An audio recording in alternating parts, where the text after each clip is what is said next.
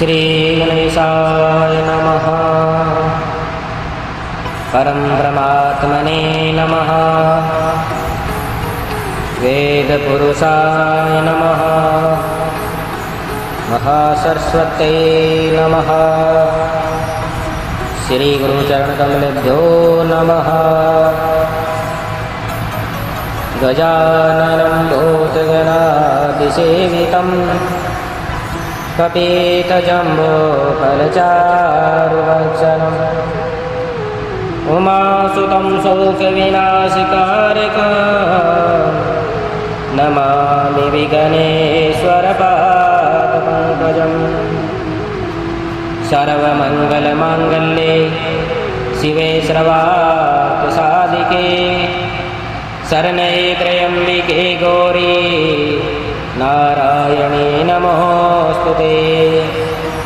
वन्दे देवयुमापतिं सुरगुरुं वन्दे जगत्कारणं वन्दे वनगभूषणं मृगधरां वन्दे पशूनां पतिं वन्दे सूर्यसकाशवहिनयनं वन्दे मुकुन्दां प्रियां वन्दे भक्तजनाश्रयं च वरदं वन्दे शिवशङ्करम्। ॐ सां सदाशिवाय नमः। पार्वती पतये हर हर हर महादेव शंभो। शंकर भगवान की जय। अथ पंचमो अध्याय। चंचुला के प्रयत्न से पार्वती जी की आज्ञा पाकर तुम्बरु का विंध्य पर्वत पर शिव पुराण की कथा सुनाकर बिंदु का पिशाच योनि से उद्धार करना तथा उन दोनों दंपत्ति का शिव धाम में सुखी होना। ओम नमः शिवाय ओम नमः शिवाय हरे हरे भोले नमः शिवाय नमः शिवाय ओम नमः शिवाय हरे हरे भोले नमः शिवाय नमः शिवाय ओम नमः शिवाय हरे हरे भोले नमः शिवाय। शौनकोवाच। शौनक जी बोले, हे महाभाग सूत जी, आप धन्य हैं। उनकी बुद्धि भगवान शिव में लगी हुई है। आपने कृपा पूर्वक यह शिव भक्ति को बढ़ाने वाली अद्भुत कथा हमें सुनाई। हे महामते, सदगति प्राप्त करने के बाद वहां जाकर चंचुला ने क्या किया और उसके पति का क्या हुआ, यह सब वृत्तांत विस्तार से हमें बताइए। सूत जी बोले, हे शौनक, एक दिन परमानंद हमें निमग्न हुई चंचुला ने उमा देवी के पास जाकर प्रणाम किया और दोनों हाथ जोड़कर वह अपनी वाणी से उनकी स्तुति करने लगी। चंचुला बोली, हे गिरजा नंदनी, हे स्कंद माता, मनुष्यों ने सदा आपकी सेवा की है। समस्त सुखों को देने वाली हे शंभु प्रिय, हे ब्रह्म स्वरूपिणी, आप विष्णु और ब्रह्मा आदि देवताओं द्वारा सेव्य हैं। आप ही सद्गुणा और निर्गुणा भी है तथा आप ही सूक्ष्म सच्चिदानंद स्वरूपिणी आदि प्रकृति हैं। आप ही संसार की सृष्टि, पालन और संहार करने वाली हैं। तीनों गुणों का आश्रय भी आप ही हैं। ब्रह्मा, विष्णु और महेश्वर, इन तीनों देवताओं का आवास स्थान तथा उनकी उत्तम प्रतिष्ठा करने वाली पराशक्ति आप ही हैं। सूत जी बोले, हे शौनक, जिससे सदगति प्राप्त हो चुकी थी वह चंचुला इस प्रकार महेश्वर पत्नी उमा की स्तुति करके सिर झुकाए चुप हो गई। उसके नेत्रों में प्रेम के आंसू उमड़ आए। तब करुणा से भरी हुई शंकर प्रिया भक्तवत्सला पार्वती देवी चंचुला को संबोधित करके बड़े प्रेम से इस प्रकार कहने लगी, पार्वती जी बोली, हे सखी चंचुले, हे सुंदरी, मैं तुम्हारी की हुई इस स्तुति से बहुत प्रसन्न हूँ। बोलो क्या वर मांगती हो? तुम्हारे लिए मुझे कुछ भी उद्देश्य नहीं है। सूत जी बोले, पार्वती के इस प्रकार कहने पर चंचुला उन्हें प्रणाम करके दोनों हाथ जोड़कर नतमस्तक हो प्रेम पूर्वक पूछने लगी। चंचुला बोली, हे निष्पाप गिरिजा कुमारी, मेरे पति बिंदु इस समय कहाँ हैं? उनकी कैसी गति हुई है यह मैं नहीं जानती। कल्याणमयी दीन वत्सले, मैं अपने उन पति देव से जिस प्रकार संयुक्त हो सकूं, कृपा करके वैसा ही उपाय कीजिए। हे महेश्वरी, हे महादेवी, मेरे पति शूद्र जातीय वेश्या के प्रति आसक्त थे और पाप में ही डूब रहे थे। उनकी मृत्यु मुझसे पहले ही हो गई थी। वे न जाने किस गति को प्राप्त हुए।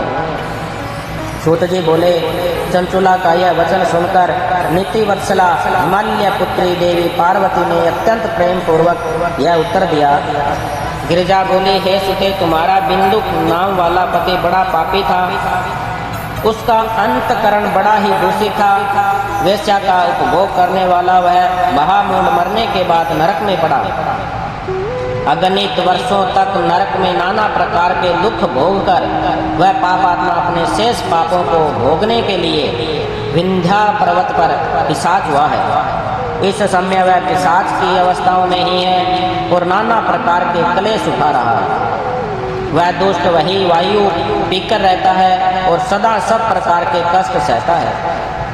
सूत जी बोले, हे सोनक, गौरी देवी की यह बात सुनकर उत्तम व्रत का पालन करने वाली वह चंचुला उस समय पति के महान दुखों से दुखी हो गई।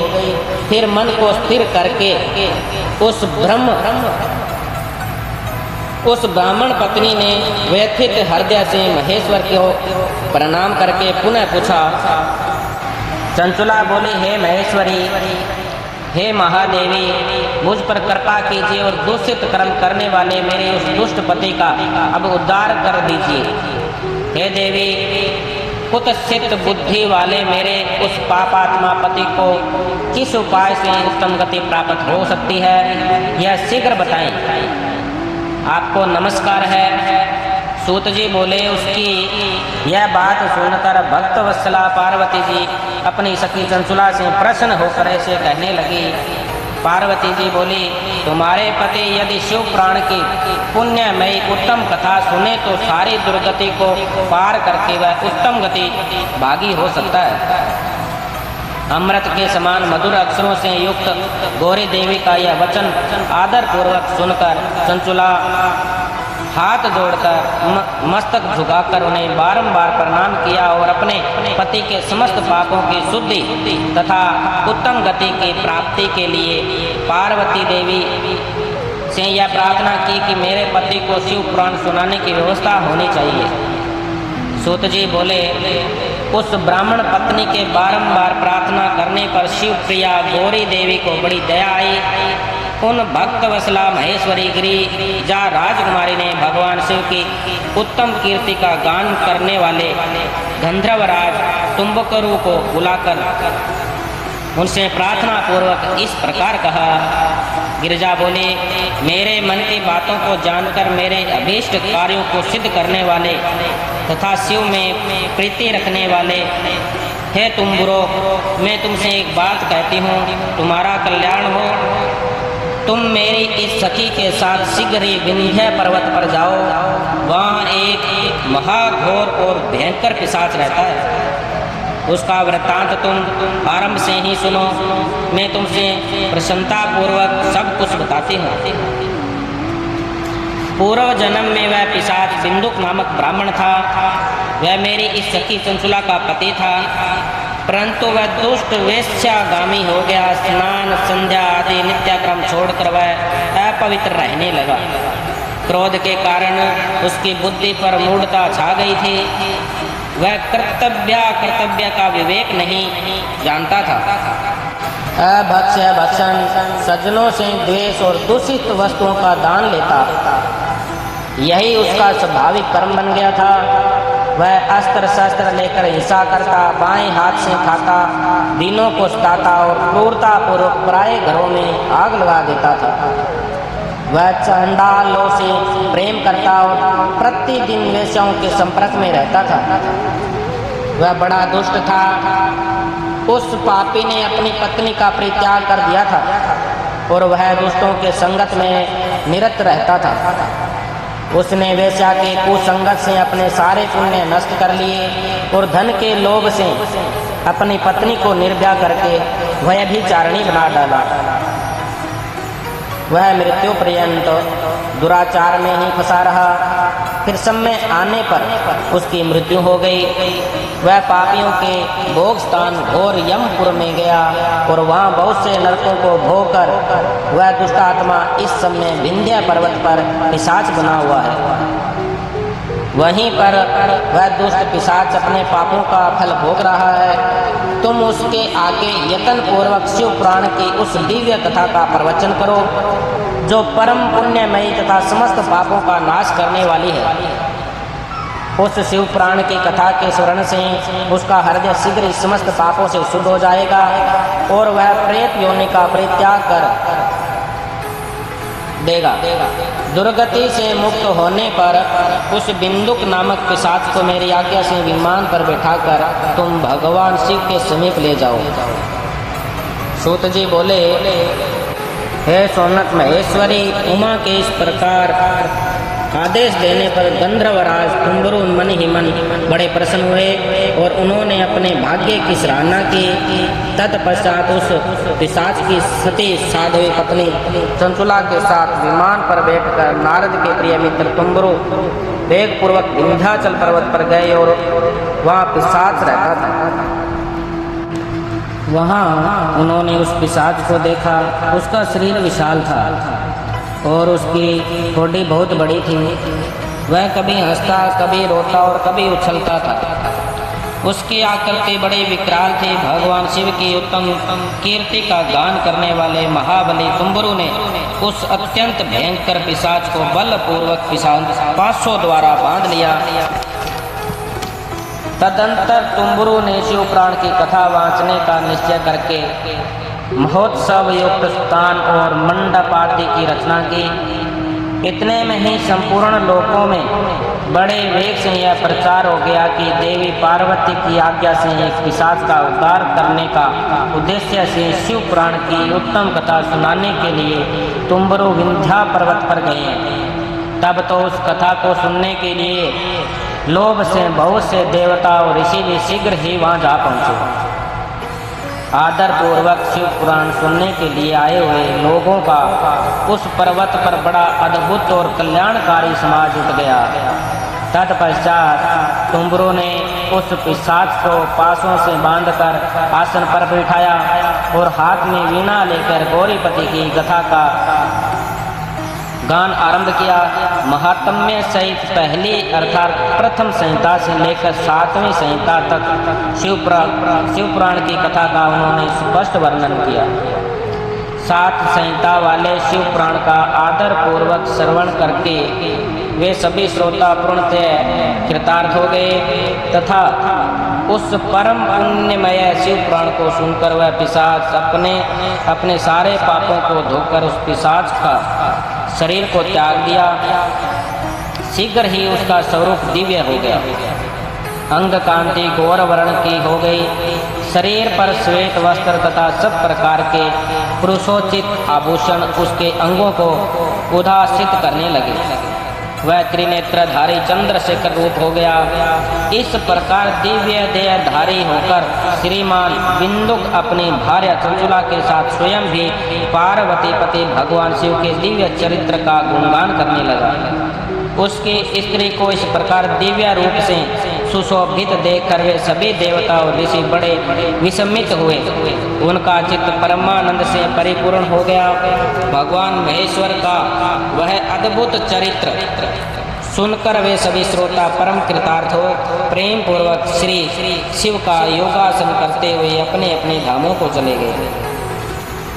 दिव्य रूपधारी श्रीमान बिंदुक श्री सुंदर विमान अपनी प्रियतमा के पास बैठकर सुखपूर्वक आकाश में स्थित हो परम शोभा पाने लगे। तदंतर महेश्वर के सुंदर एवं मनोहर गुणों का गान करता हुआ वह अपनी प्रियतमा तथा तुम्बरों के साथ शीघ्र ही शिव धाम में जा पहुंचा। वहां भगवान महेश्वर तथा पार्वती देवी ने प्रसन्नता पूर्वक बिंदु का बड़ा सत्कार किया और उसे अपना गण बना लिया। उसकी पत्नी चंचला पार्वती जी की सती हो गई। उस घनीभूत ज्योति स्वरूप परमानंदमय सनातन धाम में अविचल निवास पाकर वे दोनों दंपति परम सुखी हो गए। उस उत्तम इतिहास में मैंने अपने आपको सुनाया जो पापों का नाश करने वाला, उमा महेश्वर को आनंद देने वाला, अत्यंत पवित्र तथा उनमें भक्ति बढ़ाने वाला है। जो इसे भक्ति पूर्वक सुनता है अथवा एकाग्रचित्त होकर इसका पाठ करता है वह अनेक संसारिक सुखों को भोगकर अनंत में मुक्ति प्राप्त करता है। इति श्री स्कानंदे महापुराणे शिव पुराण महात्म्ये बिंदुक सदगति वर्णनम नाम पंचमो अध्याय। बोलिए शंकर भगवान की जय। सियावर रामचंद्र भगवान की जय।